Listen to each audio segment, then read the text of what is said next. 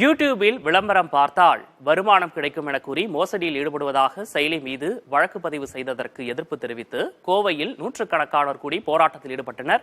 அதன் பின்னணி குறித்து செய்தியாளர் பிரவீனிடம் நாம் கேட்கலாம். பிரவீன், சற்று முன்பாக நம்ம நேரலையிலே பார்த்தோம், அங்கு ஏராளமானோர் கூடி போராட்டம் நடத்திட்டு இருந்தாங்க. தற்போது அங்கு நகர்வு எப்படி இருக்கு?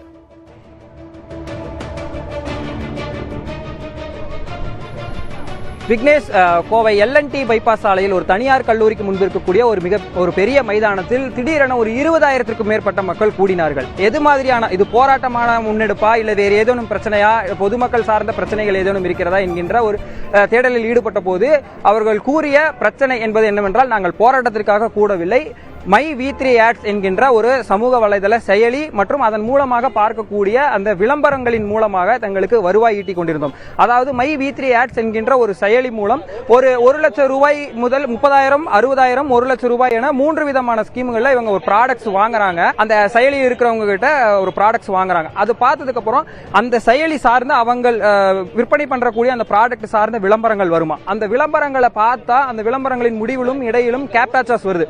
நம்ம இந்த ஒரு புதுதாக ஒரு கூகுள்ல ஒரு அக்கௌண்ட் ஓபன் பண்றா அந்த கேப்டாச்சா வரும்ல, அந்த மாதிரி ஒரு கேப்டாச்சா வருதான். அதை எடுத்து அந்த ஒரு குறிப்பிட்ட காலம் அவங்க கொடுத்துறாங்க, அந்த ஆப்லயே கொடுத்துறாங்க. அதுல நம்ம போட்டோம்னா ஒரு வீடியோவுக்கும் அதற்கேற்ற ஒரு வருவாய் வந்துட்டு இருக்குது. கிட்டத்தட்ட 1 லட்சம் ரூபாய் முதல் 6 லட்சம் ரூபாய் வரைக்கும் இன்வெஸ்ட் பண்ணவங்க எல்லாம் இங்க நம்மளால பேச முடிஞ்சது. அந்த 1 லட்சம் ரூபாய் போட்டவங்க கிட்டத்தட்ட 5 லட்சம் ரூபாய் வரைக்கும் பணம் எடுத்தவங்க இருக்கிறோம். எங்களுக்கு ஒரு நாளும் இன்கம் வந்துட்டு தான் இருக்குது. இவ்வாறான சூழல்ல எங்களுக்கு வருவாய் ஈட்டிக் கொண்டிருக்கக்கூடிய இந்த செயலி குறித்து சமூக ஆர்வலர், கோவையை சேர்ந்த சமூக ஆர்வலர் கோவை மாநகர குற்றப்பிரிவில் ஒரு வழக்கு கொடுத்தாரு.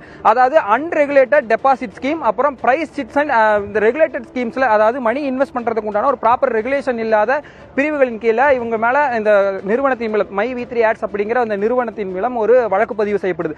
இது சம்பந்தமா இப்படி ஒரு வழக்கு தொடரப்பட்ட அடுத்தடுத்த நகர்வுகள் மூலமா தங்களுடைய வருவாய் டோட்டலா பாதிக்கப்படும். அதாவது வீட்டு வேலைக்கு போறவங்க, கூலி வேலைக்கு போறவங்க, பல்வேறு தரப்பை சேர்ந்த மக்களும், அதாவது கோவை மட்டுமல்ல, தமிழ்நாடு மட்டுமல்ல, பல்வேறு மாவட்டங்களில், இப்ப ஆந்திரால இருந்து இந்த விஜயவாடா பகுதியிலிருந்து நிறைய பேர் வந்ததை பார்க்க முடிஞ்சது. கேரளால இருந்து நிறைய பேர் வந்திருந்தாங்க, அவங்கள நம்மளால பார்க்க முடிஞ்சது.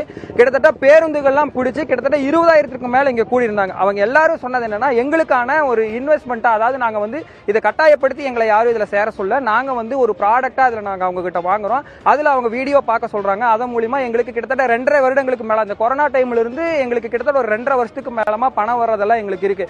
அப்படிப்பட்ட ஒரு விஷயத்தை திடீரென இப்படி ஒரு வழக்கு போட்டு இந்த செயலி மூலம் மீதுமே தங்களுடைய அந்த நிறுவனத்தின் உரிமையாளர் மீதும் ஒரு வழக்கு போட்டு எங்களுக்கு வருவாய் இழக்கக்கூடிய ஒரு சூழல் ஏற்படுது. அதனால நம்ம மாவட்ட ஆட்சியர்கிட்ட இன்னைக்கு போய் மனு கொடுக்கலான்னு இருந்தோம். இவ்வளவு பேர் நகரத்திற்குள்ள வர முடியாது அப்படிங்கிற ஒரு சூழல்ல அவங்க அனைவரையுமே எல்என்டி பைபாஸ் சாலையில் இருக்கக்கூடிய பகுதியில் நீங்க திரண்டுக்கலாங்கிற மாதிரி காவல்துறை அனுமதி கொடுத்திருந்ததா தெரியுது. கிட்டத்தட்ட பைபாஸ் பகுதியிலுமே கிட்டத்தட்ட 2,000 பேர்னு சொல்லிட்டு இருந்த இடத்துல கிட்டத்தட்ட 20,000 பேருக்கு மேல வந்திருக்காங்க. பெரிய அளவுல அந்த பாதுகாப்புக்காக அதிக அளவுல காவல்துறை இருந்தா நம்மளால பார்க்க முடியல. ஒரு கட்டத்தில் இந்த நிறுவனத்தின் அந்த உரிமையாளர் வராரு அப்படிங்கும் போது பைபாஸ் சாலை முழுவதுமே மக்கள் கூடி அந்த நெரிசலான ஒரு சூழல் ஏற்பட்டது. அதன் பிறகு காவல்துறையினர் அதிக அளவுல குவிக்கப்பட்டு தற்போது நம்ம நின்று கொண்டிருக்கக்கூடிய இந்த எல்என்டி பைபாஸ்ல ஒரு சுமூகமான நிலை ஏற்பட்டிருக்கு. இருப்பினும் வந்தவர்கள் அனைவரும் திரும்பி போயிட்டு இருக்கிற ஒரு சூழல்ல அங்கங்க போக்குவரத்து நெரிசல் ஏற்படுது. கிட்டத்தட்ட நம்ம இப்ப நின்று இருக்கிற இடத்துல இருந்து கிட்டத்தட்ட 2 கிலோமீட்டர் வரைக்கும் நெரிசல் என்பது இருக்கு. இதை தாண்டி இந்த செயலி மூலம் இது அன்ரெகுலேட்டட் டெபாசிட் ஸ்கீம் அப்படின்னு சொல்லக்கூடிய பிரிவுல வழக்கு பதிவு செய்யப்பட்டிருக்கிறங்காட்டிக்கு இதுல ஃபர்தரா என்ன மாதிரியான நடவடிக்கைகள் எடுக்க போறாங்க காவல்துறை அப்படிங்கிறது ஒரு முக்கியமான விஷயமா பார்க்கப்படுகிறது. விக்னேஷ், 20,000 பேர் கூடியதனால அங்கங்க போக்குவரத்து நெரிசலும் ஏற்பட்டிருக்கு குறிப்பிட்டிருந்தீங்க. களத்திலிருந்து விவரங்களை வழங்கியமைக்காக நன்றி பிரவீன்.